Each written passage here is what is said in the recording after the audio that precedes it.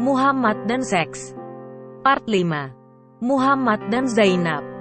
Video ini merupakan bagian kelima dari suatu series video yang membahas tentang Muhammad dan seks.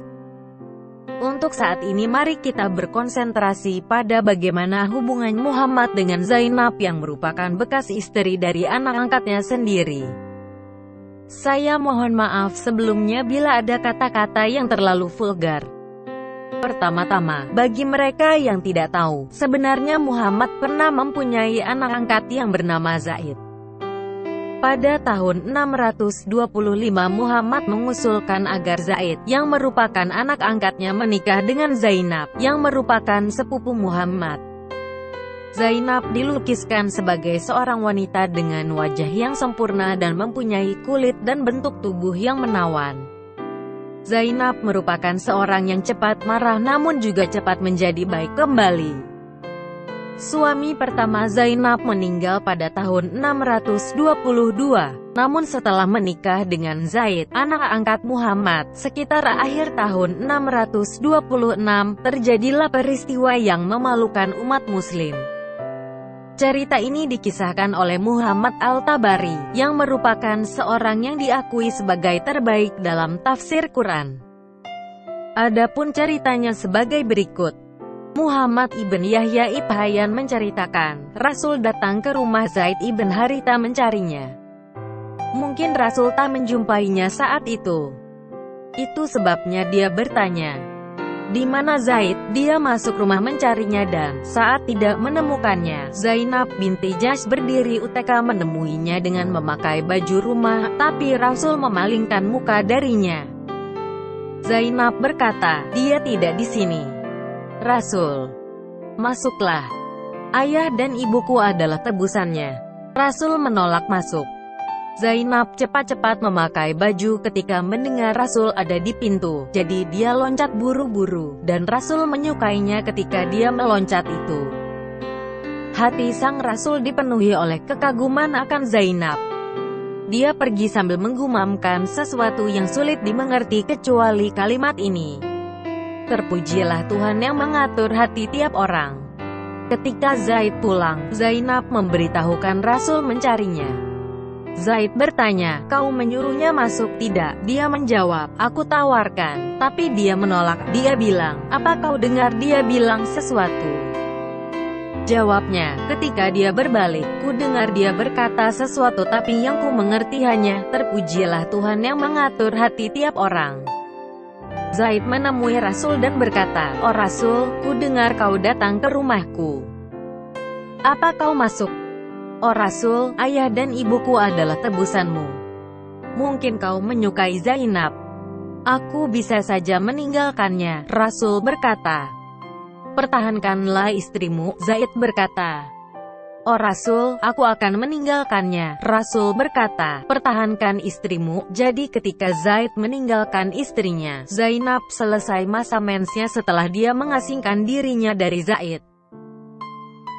Sementara Rasul duduk dan bicara dengan Aisyah. Dia lalu kerasukan, dan ketika berdiri, dia tersenyum dan berkata, "Siapa yang akan pergi ke Zainab memberitahukannya bahwa Tuhan menikahkannya padaku di surga?" Rasul membaca, "Jadi kau katakan pada seseorang yang Tuhan senangi dan mereka yang kau sendiri senangi. Pertahankan istrimu." Aisyah berkata, "Banyak ku dengar tentang kecantikannya dan yang terlebih lagi, tentang Allah menikahkannya di surga, dan ku bilang, pasti dia membanggakan diri mengenai ini pada kita." Salama, budak dari Rasul, cepat-cepat memberitahunya tentang ini. Dia memberinya beberapa perhiasan perak yang dia pakai. Ketika Muhammad datang ternyata Zainab hanya memakai pakaian rumah yang tipis memperlihatkan bentuk tubuhnya. Lihat terjemahan Inggrisnya. Hal ini juga diperkuat dengan kata-kata, Rasul menolak masuk. Zainab cepat-cepat memakai baju ketika mendengar Rasul ada di pintu. Ini berarti setelah mengetahui bahwa Muhammad menolak masuk, Zainab memakai baju lainnya lagi bukan baju rumah. Ternyata Muhammad tergoda melihat kecantikan Zainab dalam pakaian rumahnya. mengetahui keinginan Muhammad atas Zainab, dan Zainab juga menjauhkan diri dari Zaid karena tahu Muhammad menyukainya, maka Zaid memutuskan untuk menceraikan istrinya tersebut. Pertama-tama, karena takut akan gosip orang di sekitarnya, Muhammad menolak tawaran Zaid. Kemudian akhirnya Muhammad meminta anak angkatnya itu sendiri untuk melamar Zainab, bekas istrinya, untuk Muhammad seperti diceritakan dalam hadis di bawah ini. Rasulullah Shallallahu Alaihi Wasallam bersabda kepada Zaid, "Pergilah melamar Zainab untukku." Anas berkata, lantas Zaid pergi menemuinya. Didapatinya Zainab sedang membuat adonan. Zaid berkata, "Ketika saya melihatnya, hatiku berdebar-debar, sehingga saya tak kuasa untuk melihatnya untuk menyampaikan pesan Rasulullah Shallallahu Alaihi Wasallam kepadanya. Oleh karena itu, saya membelakanginya sambil mundur dan berkata kepadanya, 'Wahai Zainab, saya diutus Rasulullah Shallallahu Alaihi Wasallam melamarmu untuk beliau. Bagaimana tanggapanmu?' Dia menjawab, 'Saya belum dapat membuat keputusan sebelum mendapat petunjuk dari Robku.' Lalu dia pergi ke tempat salatnya. Sementara itu, Al-Quran turun kepada beliau. Lalu Rasulullah Shallallahu Alaihi Wasallam langsung masuk ke rumah Zainab tanpa meminta izin terlebih dahulu. Menurut kisah di atas, ayat Quran tentang hubungan antara Muhammad dan Zainab keluar, turun setelah Muhammad melamar Zainab. Ini menunjukkan bahwa Muhammad mencari justifikasi untuk dapat menikahi istri dari anak angkatnya dan meyakinkan Zainab bahwa perkawinan tersebut atas perintah Allah. Paling tidak hadis tersebut di atas membuktikan bahwa Muhammad sudah mempunyai keinginan untuk menikahi Zainab sebelum ayat Quran diturunkan. Maka kemudian turunlah ayat surah 33 ayat 37 tersebut. Surah 33 ayat 37. Dan ingat, tahanlah terus istrimu dan bertakwalah pada Allah. Sedang kamu menyembunyikan di dalam hatimu apa yang Allah akan menyatakannya, dan kamu takut kepada manusia, sedang Allah lah yang lebih berhak untuk kamu takuti.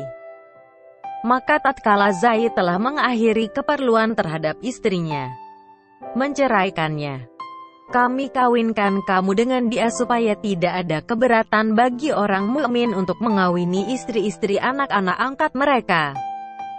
Apabila anak-anak angkat itu telah menyelesaikan keperluannya daripada istrinya, dan adalah ketetapan Allah itu pasti terjadi."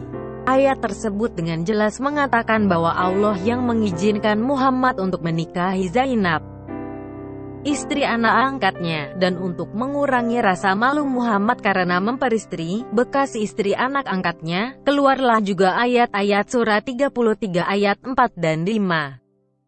Surah 33 ayat 4 dan 5. Allah sekali-kali tidak menjadikan bagi seseorang dua buah hati dalam rongganya, dan dia tidak menjadikan istri-istrimu yang kamu zihar itu sebagai ibumu, dan dia tidak menjadikan anak-anak angkatmu sebagai anak kandungmu sendiri. Yang demikian itu hanyalah perkataanmu di mulutmu saja. Dan Allah mengatakan yang sebenarnya dan dia menunjukkan jalan yang benar. Panggillah mereka dengan memakai nama bapak-bapak mereka, itulah yang lebih adil pada sisi Allah. Dan jika kamu tidak mengetahui bapak-bapak mereka, maka panggillah mereka sebagai saudara-saudaramu seagama dan maula-maulamu. Dan tidak ada dosa atasmu terhadap apa yang kamu khilaf padanya, tetapi yang ada dosanya apa yang disengaja oleh hatimu. Dan adalah Allah Maha Pengampun lagi Maha Penyayang.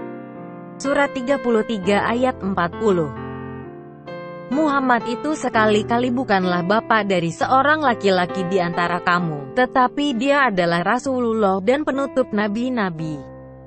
Dan adalah Allah Maha mengetahui segala sesuatu. Ayat tersebut di atas menyatakan bahwa adopsi dalam Islam tidak ada lagi. Kalau dipikirkan lebih mendalam lagi tentang ayat-ayat di atas di mana Allah memperbolehkan manusia untuk menikahi bekas istri dari anak angkatnya, sehingga Allah memerintahkan Muhammad untuk menikahi Zainab. Tapi Allah di lain pihak membatalkan tentang pengangkatan anak sehingga sebenarnya manusia tidak perlu lagi khawatir tentang apakah manusia boleh atau tidak menikahi istri bekas anak angkatnya. Karena tidak ada lagi anak angkat dalam Islam. Bukankah dengan membatalkan saja tentang pengangkatan anak sudah cukup? Memang tidak cukup untuk meyakinkan Zainab sih.